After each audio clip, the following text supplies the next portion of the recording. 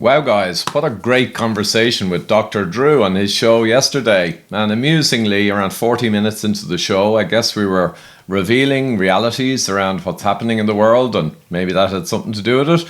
But his whole system went down with a DDoS or whatever attack or something of that nature.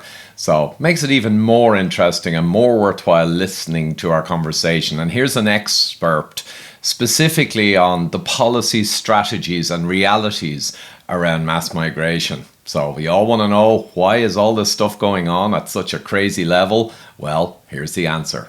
What's going on with mass migration? Why are we doing this?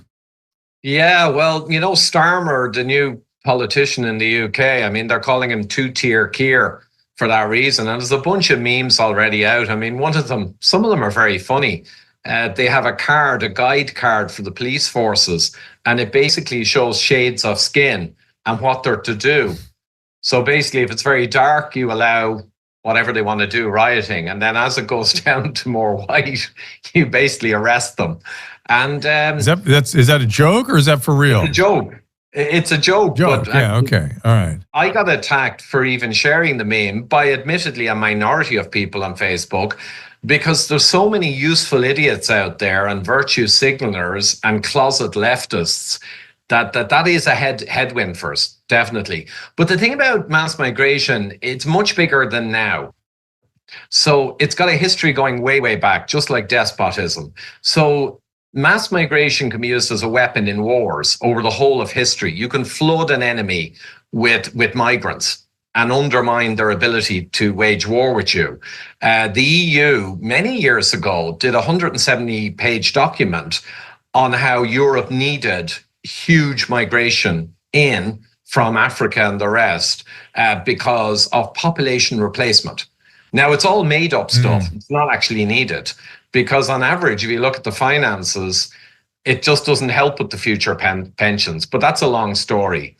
But if we go back to the 1920s with Count Kalergi and the Pan-European Union in Europe, they desperately wanted a totalitarian European superstate. And he called out, and one key strategy was to flood Europe with very different peoples to undermine national identity and sovereignty. Because he correctly identified that if a country, and I often give this example, if you've got the Irish and they're playing fiddles and they're drinking Guinness and they've all got their national sports, that kind of country has its own national identity that's clear. And it will want to be absorbed into a big, bland blob of a superstate. And the same with the Swedes, same with the Germans. They've got national pride. One of the most effective ways to destroy that national pride and identity is simply flood the zone. And it actually makes absolute sense. A friend of mine is a very senior manager in corporate. We were just talking about this, and he said, Ivory, that's exactly what we do. And I said, I know, it is. It's self-evident, it's obvious, and it's extremely effective, because the other huge bonus you get, as well as affecting the voting. So the government in Ireland now is sending out messages to all the flood of immigrants saying, hey, you can vote in local elections. You don't need to be all settled here. You can vote. And you know what way they'll vote? We have that because too. They know who's bringing them in. They sense it. They're clever. They know who's bringing them in. So they'll vote accordingly in their interest. And that's fine. Nothing against them. But you get another huge benefit. You divide society. If you really push, flood the zone, you're going to create dissent and anger. And then when the people get angry, rightly, like in the UK, and begin to get outraged at the two-tier biased justice system and the insanity of what our countries are doing to us, rightly, well, then you can call them extremists, and then you can use that excuse to try and bring in totalitarian laws, like Starmer is doing. He wants facial recognition. He wants ID cards, global ID cards. So it's always the same strategy. It is globalism. It is moving towards a totalitarian, corporatist, allied with state for a properly managed ant farm. They salivate over the Chinese system. Well, I want to talk about the Chinese stuff in a minute and how they affected our global pandemic response. But why would a a continent that has been so ravaged by attempts at totalitarian governments, ravaging the continent. Is it something that is just a natural impulse of bureaucracies and governments? They just have to go that way, even when the population has been, I don't have any better word than ravaged by having gone that way. Yeah, well, it's the old cycle, or I don't know if you've read The Fourth Turning, the 85-year cycle, and there's other cycles in humanity. But the way I simplify it for people is just the sinusoidal cycle over multi-generation. 3 generations is kind of the period, if you will. So basically, it's the old one. Strong men create good times create weak men, etc. What happens is you get despots rise, the Machiavellian, the sociopaths, they rise over decades into power. They cause an absolute disaster in society. Then society eventually pushes back when it realizes something needs to be done. You get a form of revolution, and then it's all egalitarian and everyone wants things nice. And it gets nice. But after 1 or 2 generations, people forget how it got nice. And they forget that you need to strive every day to maintain it nice. They forget. So the new generations now, and even the old ones who have forgotten, even older people, they have been taught for 30 or 40 years now, indoctrinated, the young in schools, the older through the nonsense media. Anything that involves higher powers acting not in our interest, de facto, it's a conspiracy theory. It's nonsense. So they've been trained for that. The second thing is they've been trained to trust the science, which just means bend over for any expert we shove in front of you in a white coat. Yeah. And multiple other things over the last 30 years. So we have the rise of the sociopaths, I'd see it. Not all of them in senior levels are sociopaths, but they know it's in their own interest, even if they're not. And that's where we're heading now, into the fourth turning, where things get very rocky as, call them the bad guys, are desperately seeking the power that they desperately need. And you said it's hard for you to believe, and it is, that there's so many people like this who have risen to the top. What drives them? There's 2 things that drive bad people: money and power. And if they get so much money that it loses its shine, there's only one thing left. It's power. And power over animals. A young sociopath, we know this, will inflict hurt on animals and power over them. And it gives them some, I don't know, respite or feeling of satisfaction. But the older sociopaths who are heads of industry, they need to have power over their fellow species. It's a simple fundamental of humanity. It only feels like power when it's over your species. And that actually, in a nutshell, you could talk all day on that topic. That's where we are.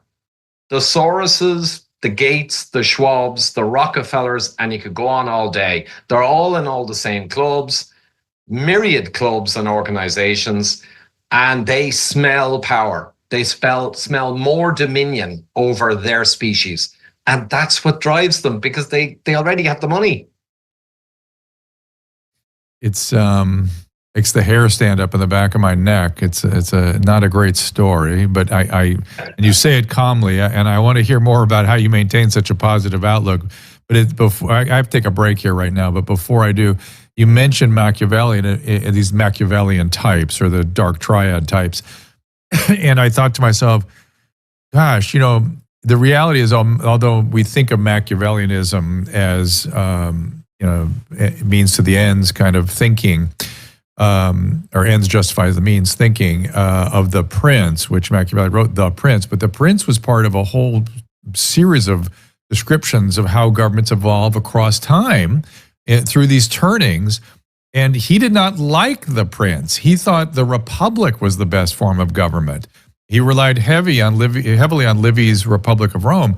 And he thought the Republic was actually the goal, but that during these turnings, a powerful prince is required to reestablish order so you can get back towards republic again, which is kind of the same. I mean, that was right? It's sort of the same medieval comment, and then we'll go to break. Well, just quick comment on that. I'm delighted you said that, because it reminded me, I read an article in Unheard, UNHERD, a great British media. Yeah, good guys. Yep. And it was astonishing. I didn't quite know this about Machiavelli. He also spoke at length about foxes, wolves, and lions.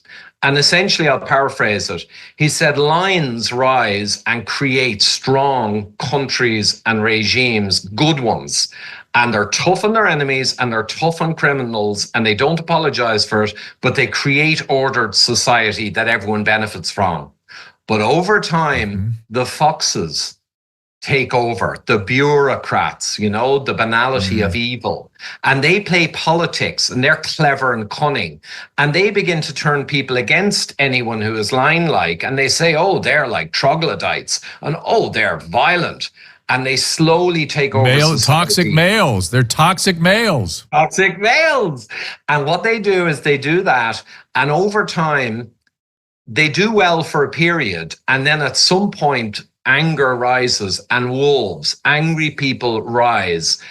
And the foxes are not good really at leading, because they got there through slimy politics. So they strike out with bits of violence, but they go into disarray, and then everything collapses and lions rise to rebuild. So that's, yeah. So are we the wolves? We're probably more in the wolf class now, but any of us that really succeed in getting into positions of powers, then I guess we become lions.